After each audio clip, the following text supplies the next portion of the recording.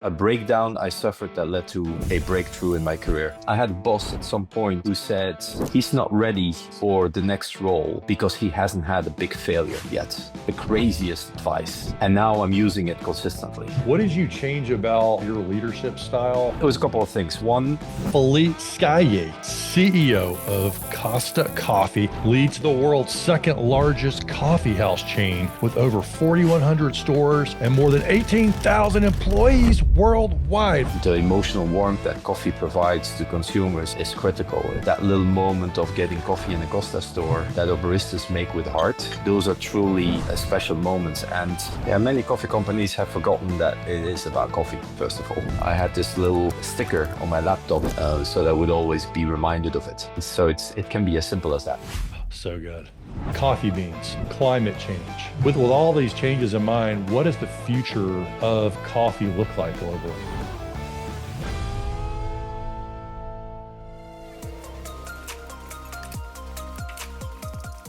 Hey there, everybody. Welcome back to Lead the Team. Coffee is culture, commerce, and community. And this CEO today is brewing all three at scale. Philippe Schaillee, who is CEO over at Costa Coffee and leads the UK's #1 coffee brand and the world's second largest coffeehouse chain with over 4,500 stores across 45 countries and more than 20,000 employees worldwide. This is a story of bold taste and bold leadership. Philippe, welcome to Lead the Team. Thank you, Ben. Great to be with you. So what has been the most defining moment of your career? It was a breakdown I suffered that led to a breakthrough in my career. I was 6 years into working in Europe in marketing at Sara Lee Corporation, big US conglomerate, and I got the most coveted job within the company from a marketing perspective, which was moving to New York to become the marketing director on brands like Hills Brothers and Chock full of Nuts, which I'm sure you're familiar with. Huge. A month before moving, I had a check-in with one of my mentors, and he said, "Look, Philippe, you're a big talent. You've got a lot of potential. This job is an example of that, or demonstrates that. But you also have a watch out. You don't have political sensitivity. You're a bit like a bull in a china shop. And if you're going to continue to do that in that US corporate environment, you may fail." 9 months later, I'm sitting in the office in Mamaroneck Avenue, Harrison, New York, and I get a tap on the shoulder from our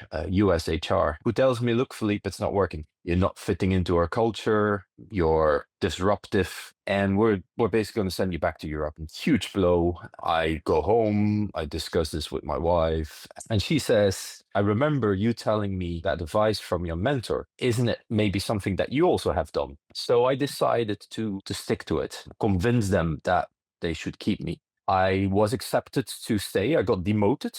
I had to earn my right again. What I learned, the recipe for success was not going to be about doing bold, big initiatives, very disruptive initiatives, but was actually about being guerrilla, trade marketing, price Yes. management, agile, smart, fast, flexible. It was a totally different approach. And also that I couldn't come in with, I know what coffee is all about, but that I had to be about listening to the US consumer and adjusting what I knew about coffee to the local consumer habits. Wow. So fast forward 9 months later, I got reinstated into my previous role and actually with expanded responsibilities. And I Wow. think it's actually good to have a failure early on in your career. Is something that you're carrying with you, while if you're exposed to it late in your career, you may not have that agility anymore and that resilience to be able to cope with it. Or do you remember anything specific that you changed about your leadership style? It was a couple of things. One, I was probably more of an intuitive, instinctive manager and marketer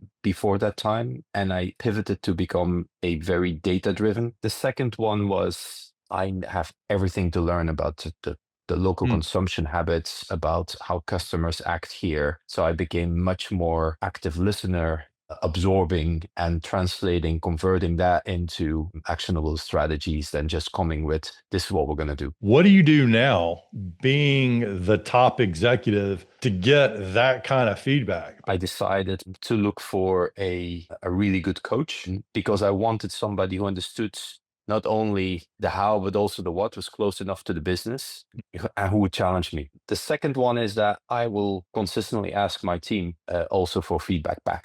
The trick is if they see that you're basically dismissing it or you're not doing anything with it, then the next time they will not give you that feedback. So that's always a watch out. When you interact with your coach, there are a lot of different coaching models and frameworks. What is a helpful way that you approach it? I would always advise or recommend that you work with a coach who has a certain framework. This one had a clear framework, limiting beliefs, empowering beliefs, which I like, which is, I think, Love is it. simple. The solution is basically knowing it, investing in understanding what your limiting belief is, because it opens the door to addressing it. What's been a successful way to tackle it for you, or maybe even working with your team? You start with yourself, and then that allows them to open up too. But early on, when I was confronted with it and struggling with it much more, I had this little sticker on my laptop, which was telling me my empowering belief, so that I would always be reminded of it. It can be as simple as that. When the team is not winning, how do you engage them in the mission that you're working towards as a leader? The focus on performance, the focus on continuous growth, the focus on continuous improvement becomes the engagement driver, then rather than an HR strategy, a separate HR strategy about engagement, which will not succeed, because if the performance is not there, it's going to be very hard to have an engaged organization. How does a barista know if they're winning? Clear scorecard, clear KPIs, simple, measurable, actionable. And then two, you communicate progress against it. The role that coffee plays with consumers is so important and is only becoming more important. People are looking, fuel is probably the biggest need state that exists globally, and coffee fulfills it in a very natural way. More importantly, the emotional warmth that coffee provides to consumers at all levels is critical. It's something that, especially with Costa, increasingly we're playing into, because that little moment of getting coffee in a Costa store that our baristas make with heart is really special.